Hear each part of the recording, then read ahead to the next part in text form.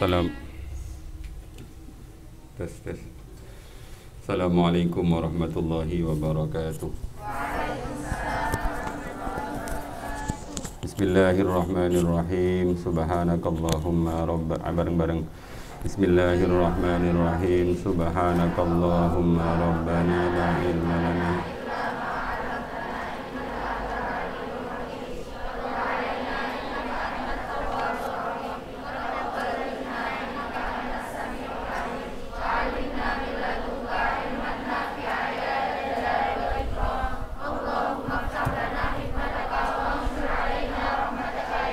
jalali wal ikram. Rabbi syrah li sadri wa yassir li amri wahlul 'uqdatam min lisani yafqahu qawli bi rahmatika ya arhamar rahimin. Bismillahirrahmanirrahim. Ila hadratin nabiyil mustafa sayyidina Muhammadin sallallahu alaihi wasallam wa ila jami' ashabi wa zawjati khususan ila khulafa'ir rasyidin wa ila jami'i masyaikhina wa masyaikhina wa ila jami'i masyayikh bahrul ulum kullihim masyayikh tubirun kullihim masyayikh bangkalan kullihim masyayikh peta tulung agung kullihim musanila ummina hajah huriyah binti Ki Abdul Fatah wa zawji asyabah Ki Haji Muhammad Jamaluddin Ahmad wa ummina hajah Aminatul Zuhriyah wa zawjiha khususan ila ummi awladi hajah khususan ila awladi khususan ila seluruh santri al-amanah putri putra al-fatah putri putra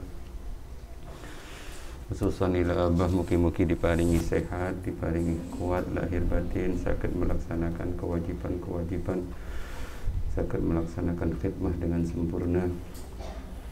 Al-Fatihah. A'udzubillahi minasyaitonir rajim. Bismillahirrahmanirrahim.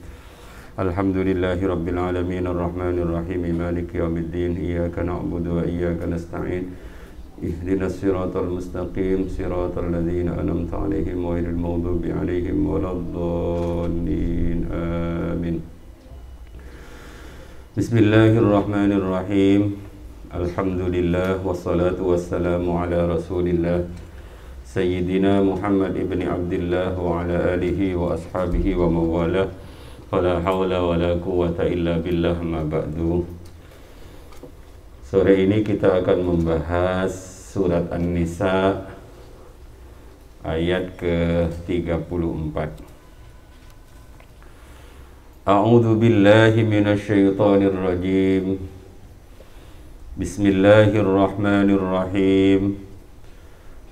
Ar-rijalu qawwamuna 'alan nisa'i bima faddalallahu ba'dahum 'ala ba'din wa bima anfaqu min amwalihim fas-salihatu qanitatun hafidhatun lil ghaibi bima hafidallah wallati takhafuna nushuzahunna fa'iduhunna wahjuruhunna fil madaji'i wadribuhunna fa in ata'nakum fala tabghu 'alaihinna sabila innallaha kana 'aliyan kabira.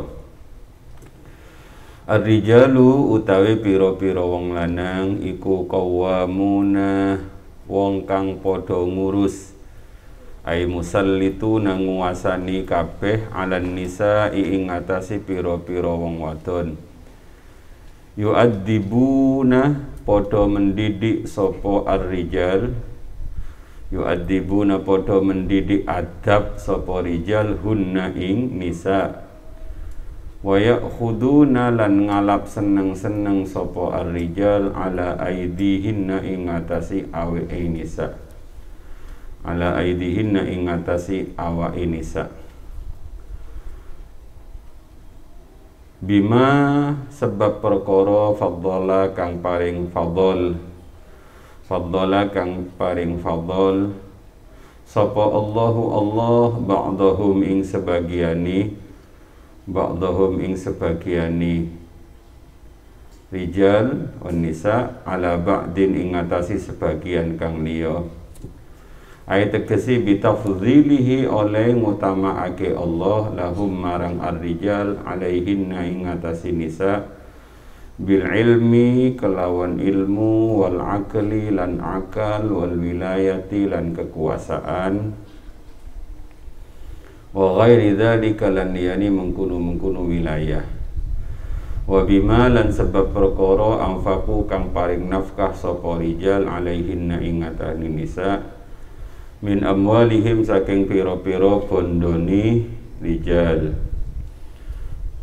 Fasolihatu mongko utawi pira-pira wadon kang solihah minhunna saking nisa iku qanitatun pira-pira wong kang pira-pira wadon kang taat.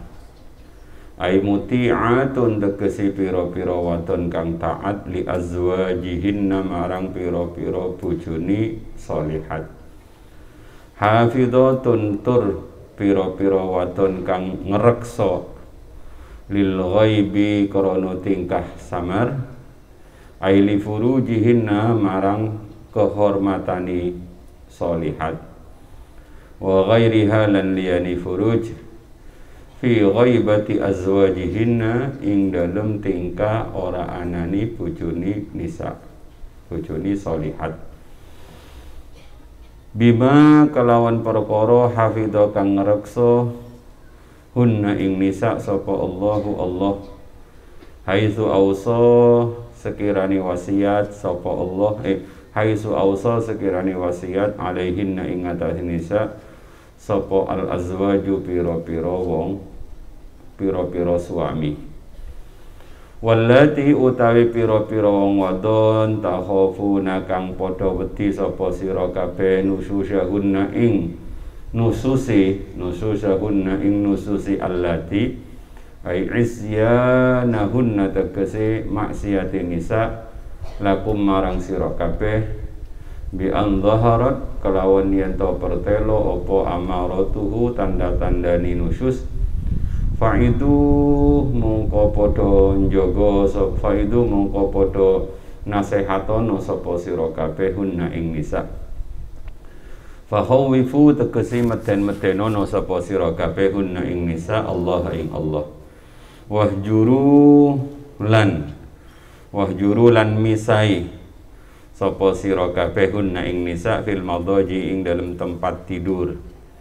Ai i'tazilu misai sapa ar-rijal ila firisi sapa sira kabeh ila firashin marang leme akhara kang liya in adharna lamun menampakkan sapa nisa an-nusyusya ing nusus. Wadribu lan padha mukul sapa sira kabeh hunna ing nisa darban kelawan pukulan ghaira mubarrih kang ora menyakitkan illam yarji'na lamun orang balik sapa nisa bil hijron kelawan sebab din pisai tempat tidur. Fa in ata'na mongko lamun wis taat sapa nisakum ing sira kabeh fi ma ing dalem perkara yuradu kang den karepake apa mami hunna saking nisa fala tabu mongko aja nyupri sapa sira kabeh aitat lubu nyupri sapa sira kabeh alaihin ing nisa sabilan ing dalan ai tariqon tegesi dalan ila darbihinna marang mukul nisa dzulman kelawan ngani ngoyo. Innallaha sa'tamani Allah iku kana ono sapa Allah aliyan zat kang maha luhur kabiron tur zat kang maha agung. Ai fahdaru wa tiya sapa sira kabeh hu ing Allah ayu aqibah yen to nyiksa sapa Allah kum ing sira kabeh in zalamtumu lamun zalim sapa sira kabeh hunna ing nisa. Anak-anak, pada sore hari ini kita akan membahas tentang kesetaraan antara laki-laki dan perempuan di hadapan Allah. Jangan menganggap ayat ini adalah ayat yang domainnya untuk laki-laki. Laki-laki lebih hebat dibandingkan perempuan. Tidak mungkin Allah, karena sudah kita bahas kemarin, di hadapan Allah semuanya sama. Innal muslimina wal muslimat wal mu'minina wal mu'minat wal qanitina wal qanitat. Sore ini kita akan membahas tentang pembagian peran, di mana peran ini apabila dilakukan dengan betul sesuai dengan yang difirmankan oleh Allah, maka laki-laki menjadi mulia, perempuan juga menjadi mulia. Dan peran ini harus sesuai dengan fungsi masing-masing. Maka ayat ini diawali dengan rijal, ar-rijal. Kemudian nanti fassolihat. Jadi dalam Rumah tangga itu pasti ada yang namanya suami, yang kedua pasti ada namanya istri. Suami yang ideal itu seperti apa?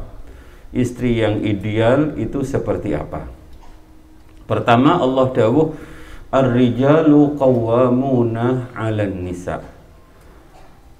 Laki-laki itu adalah kelompok manusia yang mengurus, menguasai terhadap permasalahan-permasalahan dalam rumah tangga. Makanya kullukum ra'in wa kullukum mas'ulun an ra'iyati. Rumah tangga itu harus ada pemimpin, dan pemimpinnya itu adalah ar-rijal. Lah, dalam hal apa? Yu'adzibunahunna wa ya'khuduna ala aidihinna. Imam Jalaluddin As-Suyuti mengatakan, tugas pertama dari seorang laki-laki yang disebut qawwam itu adalah mendidik adab dari seorang istri. Bagaimana dia bisa mendidik adab kalau dia sendiri tidak beradab? Bagaimana dia bisa menjadi pemimpin terhadap istrinya kalau dia tidak bisa memimpin di dirinya? Paham ya? Makanya katakanlah kepada laki-laki yang sholat subuhnya masih susah itu, bagaimana kamu akan bisa menjadi imam dalam rumah tangga kita? Menjadi imam terhadap dirimu sendiri kamu saja sudah tidak bisa. Mohon maaf ya, saya tidak bisa mencari imam seperti Anda. Wah, itu namanya penolakan yang hebat. Tidak mungkin orang itu bisa mendidik adab kalau dirinya tidak beradab. Maka ayat ini sebenarnya bukan ayat yang mengatakan ini loh laki-laki hebat, ini loh perempuan di bawah laki-laki. Tidak. Ini justru harapan Allah laki-laki bisa mendidik adab istrinya. Baru yang kedua bisa mengambil manfaat dari pernikahan tersebut. Apa yang disebut ini? Wa ya'khuduna ala aidihinna. Ngambil senang-senang, ngambil yang menyenangkan dari perempuan tersebut. Ya, bukan hanya laki-laki yang senang, perempuannya juga senang. Tapi itu kedua. Yang pertama itu tugas laki-laki itu adalah qawwam, dia sebagai pemimpin yang mengurusi masalah adab istrinya, akhlak istrinya. Satu, ayat ini lanjutan ke belakangnya wadribuhunna itu bermula ada sebuah kejadian pada zaman Rasulullah sallallahu alaihi wasallam. Ada seorang laki-laki yang waktu itu dia memukul istrinya. Lantas sang istri tidak terima, ayah dari istri itu juga tidak terima, karena memang istri ini tinggi kedudukannya, tinggi derajatnya, tinggi martabatnya. Akhirnya diaturkan kepada baginda Rasul dengan bukti ada bukti fisik.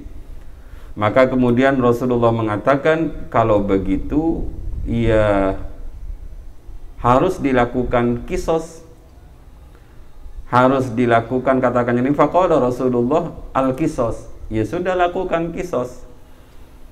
Belum turun ayat ini. Apa kisos ini? Kalau kamu ditempeleng oleh suamimu, maka kamu tempeleng suamimu. Kalau kamu dijewet oleh suamimu, maka kamu jewet suamimu. Itu jawaban manusiawi Rasulullah. Artinya Rasulullah itu sama sekali tidak menghendaki kekerasan dalam rumah tangga. Tidak ada satupun yang membenarkan kekerasan dalam rumah tangga. Rasulullah langsung bilang sebagai manusia, kisos, balas, balas. Itu jawaban Rasulullah. Begitu perempuan dan suami dan ayahnya ini pulang, belum beberapa langkah dipanggil oleh Rasulullah. Itu tadi jawaban dari saya. Tapi Allah menurunkan ayat a'udzubillahi minasyaitonirrajim, ar-rijalu qawwamuna 'alan nisa. Jadi ini jangan disampaikan bahwa perempuan itu boleh dipukul. Tapi ini salah satu teknik mendidik adab seorang perempuan. Dan pukulannya pun itu ghairu mubarrih, tidak boleh menyakiti, tidak boleh sampai mencidrai. Hanya sekedar ingin agar perempuan itu adabnya berubah. Kalau dengan tidak memukul adab perempuan itu sudah berubah, kenapa harus memukul? Karena kebiasaan orang-orang Arab itu suka main tangan waktu itu, maka gampang-gampang mukul. Dan Rasulullah tidak senang, maka Rasulullah langsung menjawab al-qisas. Oh, begitu dilakukan al-qisas, kalau tidak turun ayat ini, maka di rumah tangga itu harus ada satu tempat yang dibuat kisos. Paham ya? Nanti kalau istrinya dicewer, maka laki-laki juga harus dicewer. Lah kalau sudah seperti itu kuat-kuatan nanti. Ya mana yang lebih kuat? Bisa saja perempuan karena dia alumni karate bisa saja mengalahkan suaminya. Ar-rijalu qawwamuna 'alan nisa. Bismillahirrahmanirrahim, tidak perlu diperpanjang. Ar-rijalu qawwamuna 'alan nisa, apa yang menjadikan laki-laki itu disebut qawwam? Ternyata satu informasi dari Allah, bima faddalallahu ba'dahum 'ala ba'din. Ay bitafdhilihi lahum 'alaihinna bil ilmi wal 'aqli wal wilayah wa ghairi dhalik. Karena Allah memberikan keutamaan terhadap laki-laki di satu sisi yang tidak diberikan kepada perempuan. Satu, faktor ilmu. Ini masih bisa diperdebatkan. Mungkin ilmu laki-laki zaman dahulu lebih pintar dibandingkan ilmu perempuan. Faktor fisik. Fisik laki-laki itu lebih kuat untuk mengangkat batu dibandingkan perempuan. Laki-laki lebih pantas untuk memperbaiki genteng. Laki-laki lebih pantas untuk mengangkut apa. Itu faktor fisik. Yang kedua, yang ketiga adalah faktor akal. Akal laki-laki itu bukan berarti akal perempuan lebih rendah dibandingkan laki-laki. Banyak-banyaknya laki-laki itu akalnya bisa menahan emosi sehingga akalnya bisa bekerja dengan baik. Belum lagi faktor yang disebut dengan kepemimpinan. Nah, faktor-faktor ini bukan faktor yang harus dibangga-banggakan oleh laki-laki. Karena apa? Karena faktor ini tidak akan ada pada seorang laki-laki kecuali dia diberi oleh Allah. Apakah ada laki-laki yang fisiknya lemah? Banyak. Apakah ada laki-laki yang akalnya kalah dengan perempuan? Banyak. Apakah ada laki-laki yang ilmunya tidak sehebat perempuan? Banyak juga. Jadi kelebihan-kelebihan yang disebut dengan bima faddalallah itu adalah fadl dari Allah Subhanahu wa ta'ala. Laki-laki diberi kepemimpinan untuk menjadi panglima perang dan lain sebagainya. Itu karena faktor-faktor yang diberikan oleh laki-laki. Ini tidak perlu kalian iri anak-anakku, karena lapangan kalian bukan di sini. Sehingga ada beberapa perempuan yang menuntut emansipasi wanita. Kita harus sama seperti laki-laki. Kalau laki-laki bisa nyupir bis, maka perempuan juga harus bisa menjadi supir bis. Kalau laki-laki bisa menjadi kondektur, maka perempuan juga bisa menjadi kondektur. Justru kalau kalian ingin merebut lapangan-lapangan ini, justru lapangan yang disediakan oleh Allah yang maha bagus, itu akan kalian tinggalkan. Nah, di belakang lah nanti fassolihatu qanitatun hafidhatun lil ghaibi bima hafidhallah. Itu namanya faktor yang pertama, bima faddalallah. Ini adalah faktor wahbiyah, ditulis wahabiyah. Wahbiyah itu faktor pemberian anugerah dari Allah. Tanpa usaha, laki-laki fisiknya kuat, pantas nimba air, pantas mikur air, pantas nyuci. Lah, punya faktor seperti itu kok malah pekerjaan-pekerjaan berat diberikan kepada perempuan. Wes gini aja, Dek. Berdasarkan asas musyawarah dalam rumah tangga kita, harus terjadi pembagian kerja yang jelas. Sampean yang nimba air, sampean yang nyapu, sampean yang nyuci, sampean yang masak, saya yang nyusoni anaknya. saya gendong anaknya. Iya, jangan begitu. Ada faktor masing-masing yang mana satu ini tidak dimiliki oleh perempuan dan yang dimiliki perempuan tidak dimiliki laki-laki. Karena perempuan itu punya sifat kasih sayang yang tidak dimiliki oleh laki-laki. Paham nak ya? Jangan pernah menganggap ayat ar-rijalu qawwamuna ini adalah ayat maskulin. Ayat tentang kelaki-lakian. Ini namanya ayat pembagian peran dalam rumah tangga. Yang kedua, wa bima anfaqu alaihinna min amwalihim. Faktor qawwamnya seorang laki-laki karena laki-laki itu oleh Allah diberi kewajiban memberi nafkah dari harta yang dimiliki mereka. Maka sebenarnya yang wajib memberi nafkah niku sinten? Laki-laki. Enak ndak jenengan? Enak. Kalian tinggal fokus ibadah, fokus ndongakno, fokus mendidik anaknya. Kalau semuanya serabutan, yang perempuan juga kerja, yang laki-laki kerja, siapa yang akan mendidik anaknya? Maka Islam mengajarkan ada pembagian peran, di mana peran itu kalau dilakukan maka pasti akan menjadi mulia dirinya dan mulia anaknya. Coba bayangkan, kalau perempuan yang diwajibkan memberi nafkah, maka dia nanti harus bekerja. Seorang yang kurang pinter membaca ayat ini pernah mendebat ayat ini begini, Bapak, apakah ayat ini bisa saya ganti? Diganti gimana nak? Jangan ar-rijal teruslah Pak, sekali-kali an-nisa'u qawwamatun 'alar rijal. Saking pinter ini, sampai kebablasan. Saya tanya, kamu sekarang kelas berapa? Semester 2 Pak. Jurusan apa? Jurusan nggak jelas gitu. Semester 2 kamu sudah bisa merubah satu ayat. Bagaimana nanti kalau semester 10 kamu? 10 juz paling kamu robah.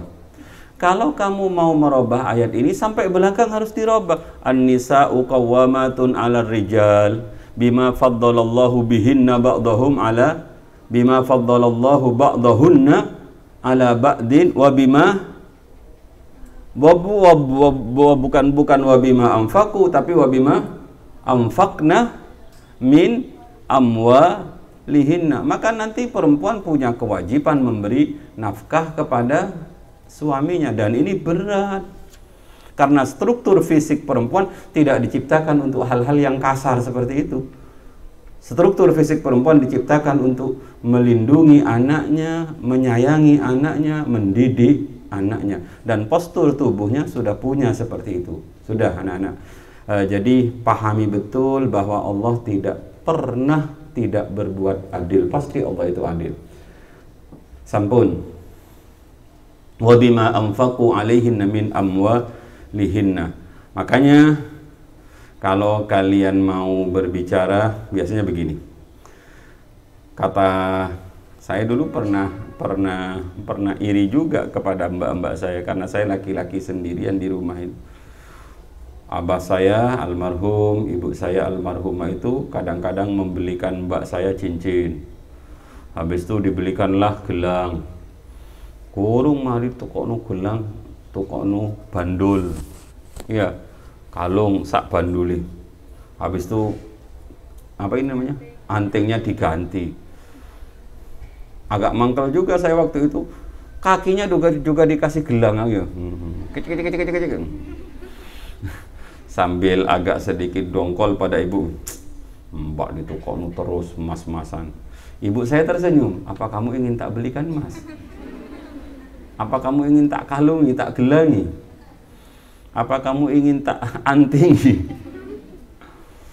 Ya enggak begitu bu, tapi kan enggak usah begitu. Subhanallah, ternyata setelah beliau wafat, sama abah dan ibu saya itu meninggalkan yang sama, tapi dalam bentuk batangan.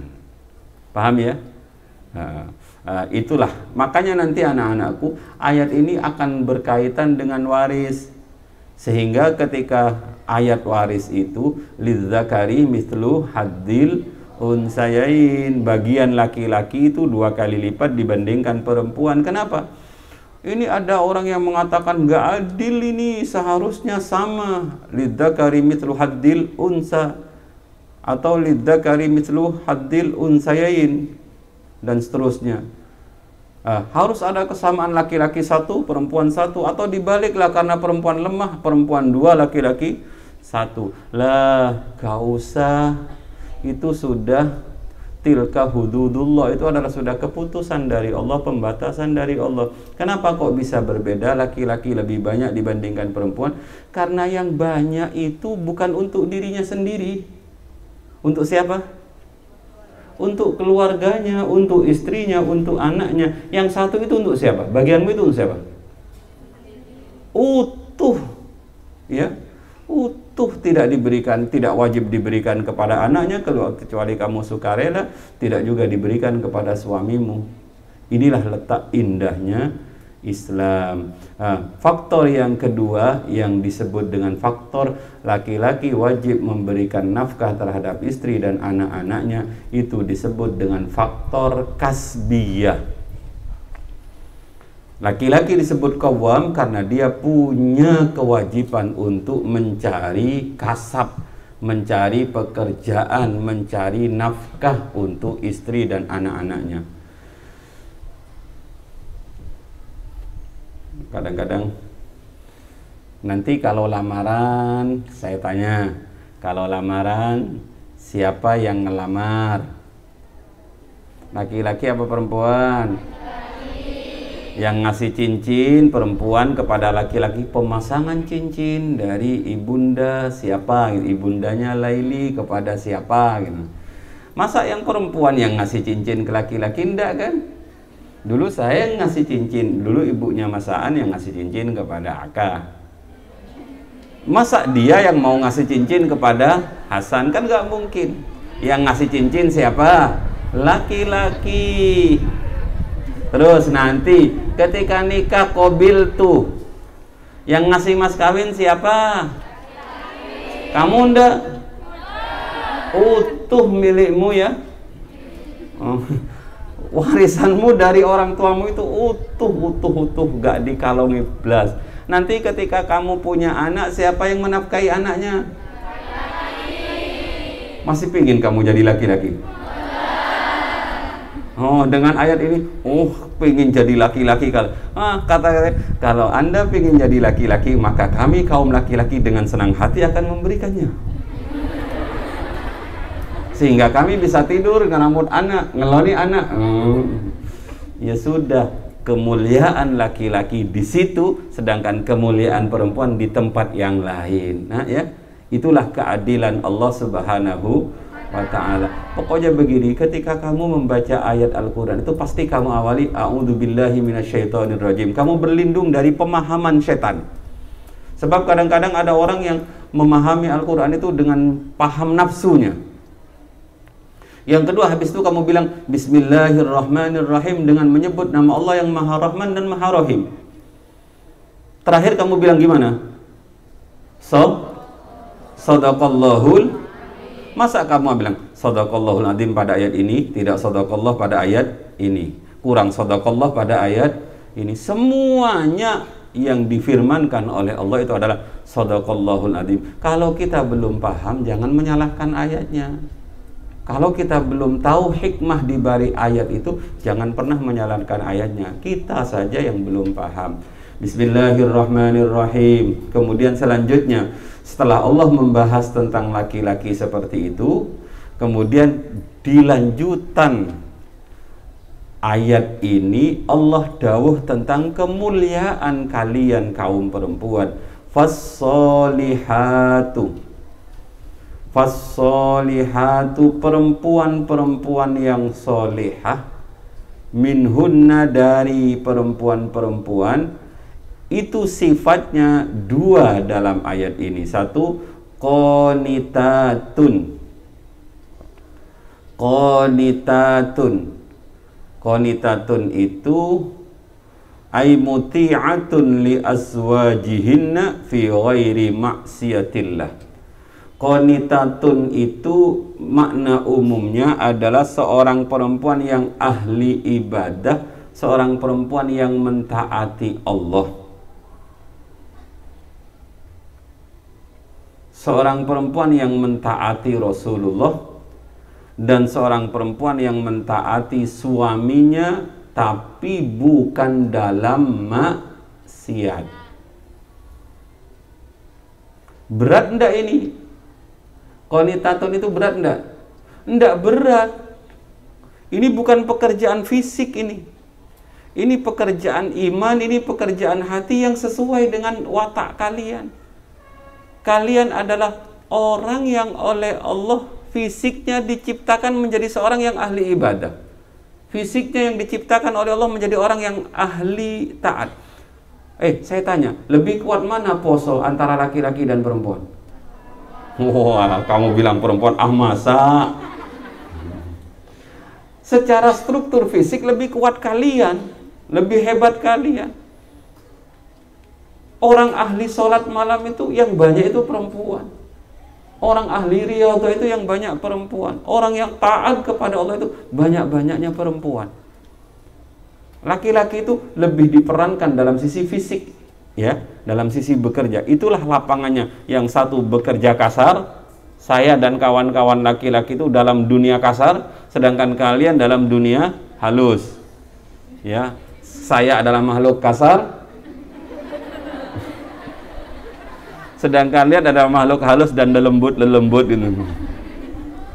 Lah, fisik perempuan itu seperti itu. Dia diciptakan untuk menjadi orang yang ahli puasa, orang yang ahli sholat malam, sehingga disebut sawwamah qawwamah. Orang yang ahli puasa, orang yang ahli sholat malam. Itu naluri dan itu tidak berat bagi kalian. Yang agak aneh itu apabila ada seorang perempuan yang nggak ahli sholat malam, nggak ahli puasa itu ada ndak? Ada.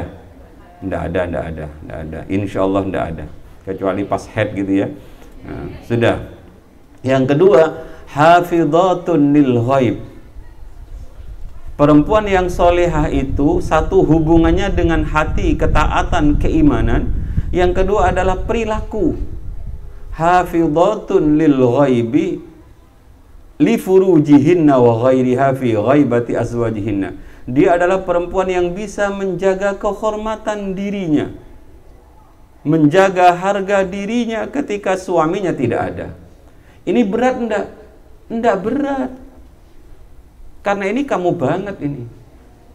Karena ini adalah kalian sekali. Betul-betul kalian ini. Kalian sekarang sudah betul-betul menjadi hafidhat. Orang yang bisa menjaga dirinya. Kemuliaan perempuan di sisi itu qanitatun hafidhatun lil ghaibi bima hafidhallah. Ahli ibadah dia, yang kedua dia ahli menjaga diri. Sudah kemuliaan di situ. Kemuliaan yang luar biasa yang akan diberikan kepada seorang perempuan, sedangkan laki-laki dari sisi fisik, dari sisi memberi nafkah. Terus yang kedua, wallati takhafuna nushuzahunna fa'iduhunna wahjuruhunna fil madaji'i wadribuhunna.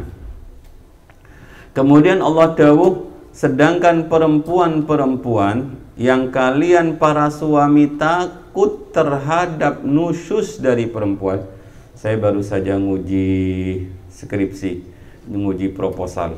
Jadi ada 5 anak yang tadi maju proposal, yang laki-laki 4, yang perempuan 1. Hebat-hebat proposalnya, hebat tentang nusyuz dan lain sebagainya. Ya maklumlah mahasiswa Yai Bafa ya, kalau nggak hebat ya bukan Yai Bafa lah. Tadi ada yang perempuan membahas tentang iddah itu dimulai kapan. Sebab ada yang bilang iddah itu dimulai saat suami menjatuhkan cerai, itu dimulai, sudah dihitung iddah mulai hari itu. Atau iddah itu dimulai nanti setelah ditetapkan oleh pengadilan.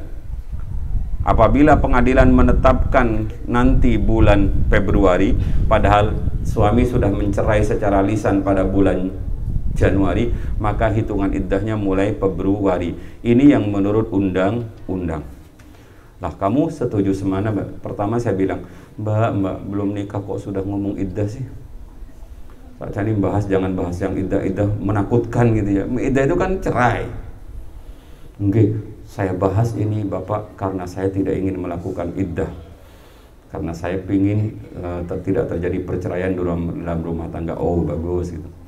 Terus yang kedua, kamu lebih setuju mana? Undang-undang apa yang pendapatnya ulama itu? Saya lebih setuju pada undang-undang. Oh bagus, saya bilang. Tapi ada risiko loh nak, kalau kamu iddahnya dihitung dari yang belakang ini, maka nanti iddah perempuan itu bisa bertambah dari salah satu kuru menjadi tis'ata kuru. Jadi yang depan ini nggak dihitung iddah. Terus menurut Bapak gimana? Kamu berani nggak berbeda dengan undang-undang? Berani Pak. Wah itu baru mahasiswi saya. Nah, jadi berbeda dengan undang-undang, dengan menulis kitab-kitab, itu baru mahasiswi. Akhirnya dirubah judulnya. Saya senang sekali melihat perempuan-perempuan yang pinter-pinter seperti ini, karena kalianlah yang akan meneruskan perjuangan kita. Amin. Sudah nak, terus laki-laki yang takut terhadap nusyusnya seorang istri, apabila sudah ada tanda-tanda tentang kenususan itu, baik itu tanda-tanda itu secara dhonni, secara perkiraan, maka ada beberapa jalan yang Allah berikan. Satu, fa'iduhunna. Seorang suami harus menasehati istrinya. Yang kedua, wahjuruhunna fil madaji, pisahi tempat tidur. Yang ketiga, wadribuhunna, memukul istri, dharban ghaira mubarrih illam yarji'na bil hijran. Apabila dengan pisah tempat tidur itu masih belum bisa ada dampaknya, maka diperbolehkan memukul. Ini tidak boleh langsung diambil belakang. Kenapa langkah-langkah ini diterangkan oleh Allah? Karena Allah tidak menghendaki perceraian. Karena Allah tidak menghendaki perpisahan. Perempuan nusyus itu biasa, paham nak? Paham enggak kamu? Kamu pernah puri enggak sama bapak ibumu? Berapa kali? Berapa kali dalam sehari di rumah? Kamu kadang-kadang nutup pintu rumahmu, kemudian nggak keluar dari rumahmu, nggak makan, dipanggil oleh bapaknya, "Do, ayo makan, Do." Menang, Do, keluar, Do, menang, Do. Kuat kamu kan di dalam rumahnya karena merasa jengkel dengan bapak dan ibumu. Naudzubillah, jengkel kok sama orang. Pernah enggak kamu seperti itu? Jawab jujur, pernah enggak? Berarti kamu punya bakat untuk nusyus. Wong bapakmu saja dinusyus, ibumu saja dinusyus. Wong bapakmu saja dipuri, ibumu saja dipuri, apalagi nanti suamimu yang bukan ada hubungan darah dengan kamu. Saya sudah berbuat baik, saya sudah tapi suami saya begini. Itu adalah hal yang manusiawi. Kalau setiap permasalahan seperti itu kemudian diselesaikan dengan ya sudah pisah saja, ya berapa banyak perpisahan demi perpisahan ya. Ini Allah memberikan ayat seperti ini artinya Allah mengajari kepada rumah tangga bahwa jangan gampang-gampang bercerai. Rumah tangga diajari untuk lakukan langkah-langkah persuasif. Ketika anakmu misalnya, kamu punya anak masih kecil. Nanti kalau kamu sudah nikah, kamu punya anak umur 5 tahun atau 7 tahun, purek gak gelem makan, kamu bilang, "Karepmu nak gak makan yo gak makan yo gak apa-apa wis." Ngunci di dalam kamarmu gak kamu bukai, ben. Tak tunggu sak kuate. Berapa sih lamanya dia kuat gak makan? Mati anakmu. Apalagi bayimu begitu kamu susui dia nangis. Kamu cewek, dasar bayi gak tahu. Karepmu makan, karepmu gak makan, karepmu ya mati anak kita. Paham ya nak? Paham. Maka harus ada langkah-langkah menyelamatkan anak-anak kita. Maka harus ada langkah-langkah menyelamatkan rumah tangga. Kalau istri bersikap seperti itu adalah hal yang wajar, dan itu adalah hal yang sejak kecil sudah mulai begitu kan kamu. Sekarang saja maaf, sekarang saja mental perempuan itu harus kuat sebenarnya. Kadang-kadang dibully oleh kawannya, minta boyong ya. Ada enggak? Mana anaknya ngaco? Ada enggak yang hadir? Hanya sekedar dibully saja minta boyong, minta pisah dengan kiainya, minta pisah dengan pisah kulo kali Bu Ida lah po. Kulo dibully oleh konco kulo. Lah apa hubungannya dengan pisah dengan Bu Ida? Yang bully bukan Bu Ida, kecuali yang bully kalian adalah Bu Ida. Yang bully kalian bukan Bu Ida, yang bully kalian bukan Mbak Bilkis, yang bully kalian bukan Ning Zahra. Kenapa kalian harus berpisah dengan pondoknya? Paham ya? Pisah saja dengan yang bully kalian, pindah kamar gitu. Sedikit-sedikit boyong pokoknya, boyong pokoknya. Lah, kalau seperti itu ditangani langsung boyong, yo karepmu boyong nak, ya boyong betul anak kita. Maka harus ada keahlian. Lah, keahlian itu oleh Allah diajari bagaimana menyikapi istri yang sedang nusyus.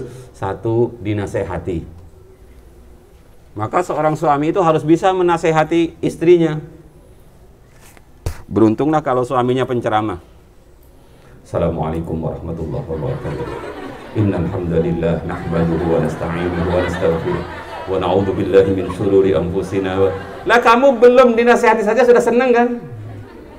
Gak jadi muring-muring kamu.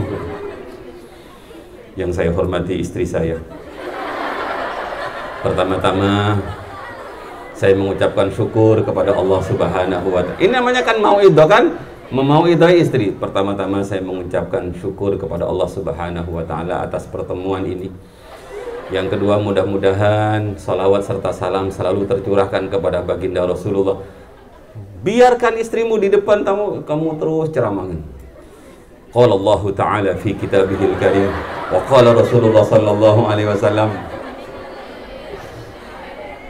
Ini namanya teknik ya, ini namanya teknik.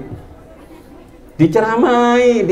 Kalau diceramai kemudian tidak ada reaksi, kamu langsung demikianlah mauidhah yang bisa saya sampaikan. Mudah-mudahan ada guna dan manfaatnya. Mohon maaf atas segala kekurangan. Hadanallahu iyyakum. Wassalamualaikum warahmatullahi wabarakatuh.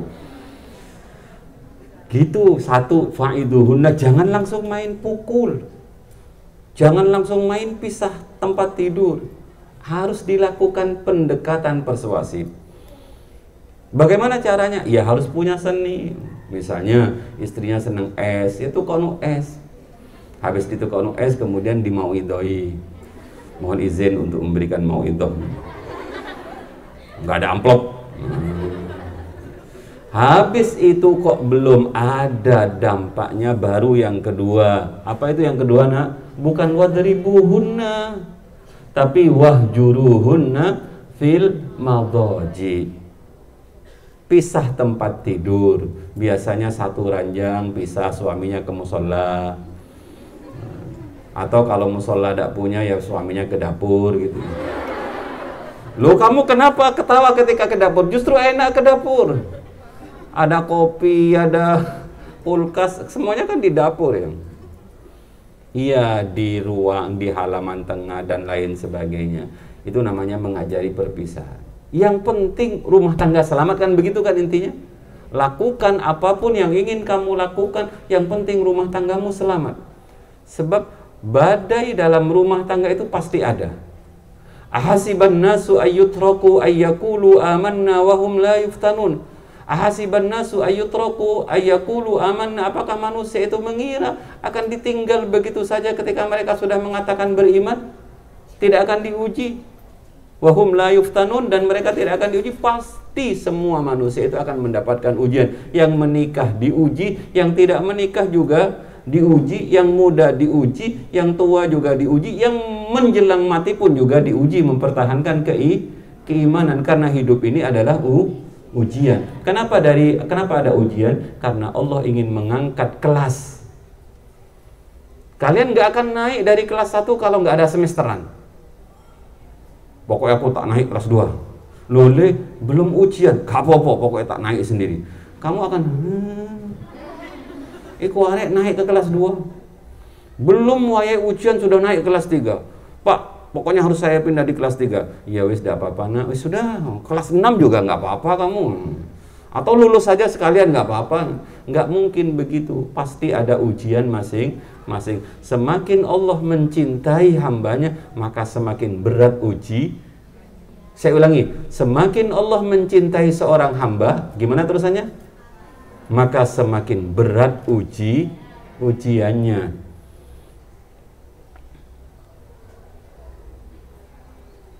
Sudah nak? Dan ujian itu pasti diberikan oleh Allah sesuai kadar kemampuan. Ada yang jadi guru diniyah. Guru-guru diniyah, anak yang paling bawah itu apa tuh? Kelas apa yang paling rendah? Apa? Kelas 1. Anak diniyah kelas 1. Materi ujiannya adalah pelajaran kelas 1. Nggak mungkin diuji dengan pelajaran kelas 3, paham ya? Anak MI kelas 2 pasti ujiannya, guru kalian tahu akan kemampuan kalian, guru kalian tahu akan batas kemampuan kalian, apalagi Allah Subhanahu wa ta'ala. Gak mungkin Allah menguji kita di luar batas kemampuan kita. Paham ya nak? Nah, hidup adalah ujian. Di pondok juga ujian, keluar dari pondok ujian, nikah ujian, nanti punya anak ujian, terus menjadi kakek ujian, sampai menjelang mati pun yang paling berat adalah ketika menjelang mati.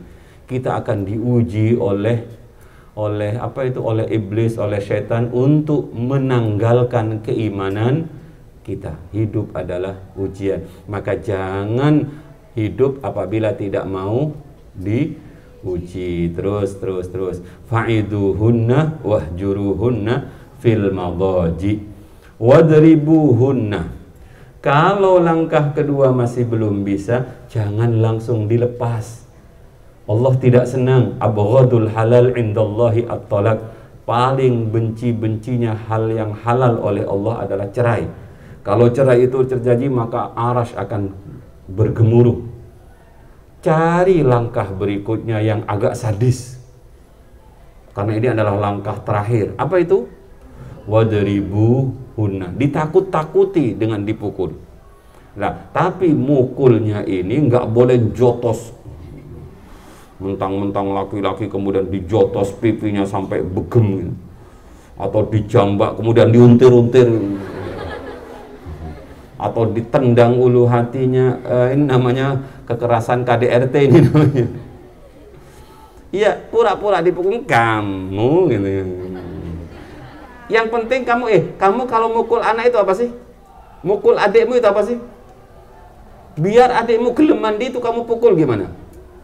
Pukulan mendidik, pukulan nakut-nakuti, bukan pukulan untuk mencelakakan. Mandi, Dek. Mandi. Ayo mandi.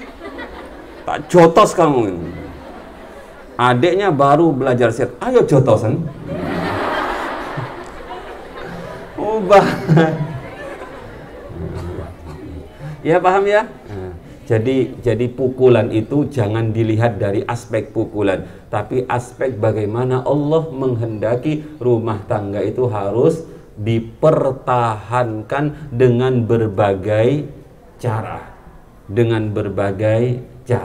Karena yang dikehendaki oleh Allah adalah sakinah, yang dikehendaki oleh Allah ketentraman, yang dikehendaki oleh Allah dunia dan akhirat.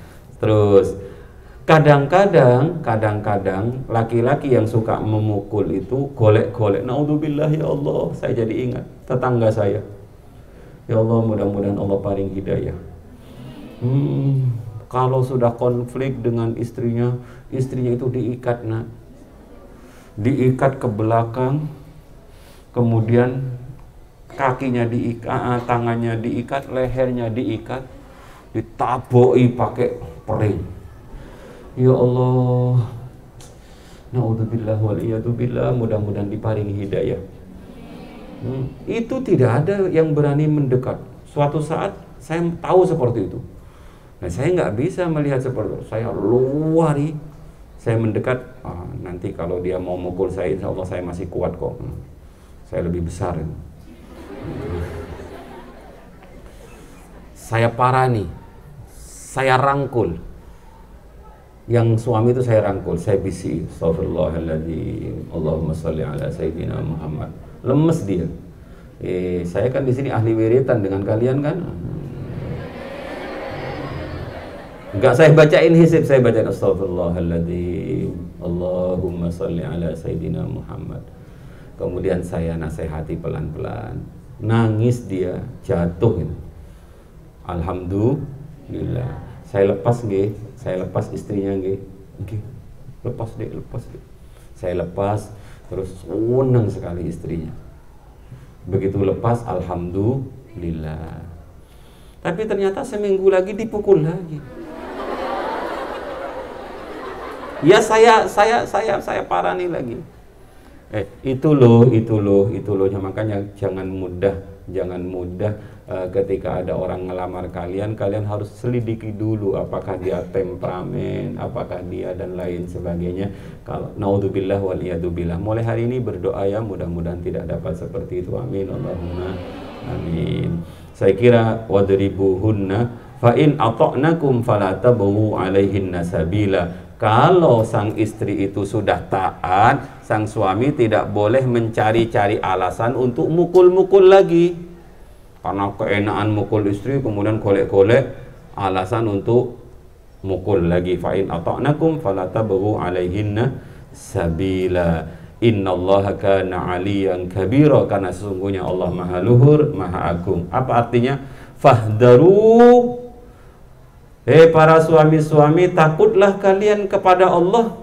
Ayyu'aqibakum, Allah akan menyiksa kalian. In dhalamtumuhunna, apabila kalian mendolimi istri-istri kalian. Tidak boleh seorang suami berlaku zalim kepada Allah. Takutlah kalian para suami, kalau kalian zalim kepada istri-istrimu, mungkin istrimu tidak bisa membalas.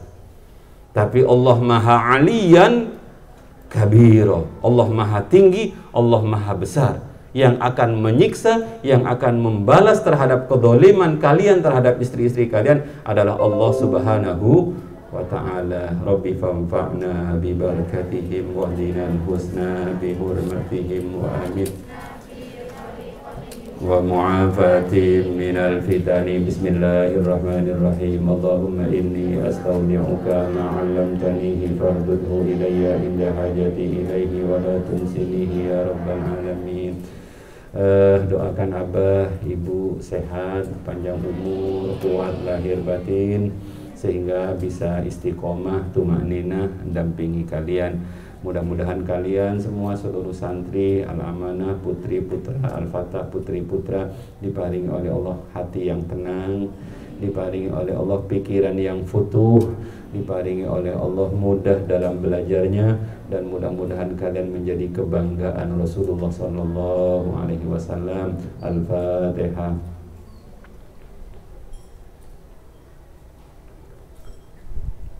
Assalamualaikum warahmatullahi wabarakatuh.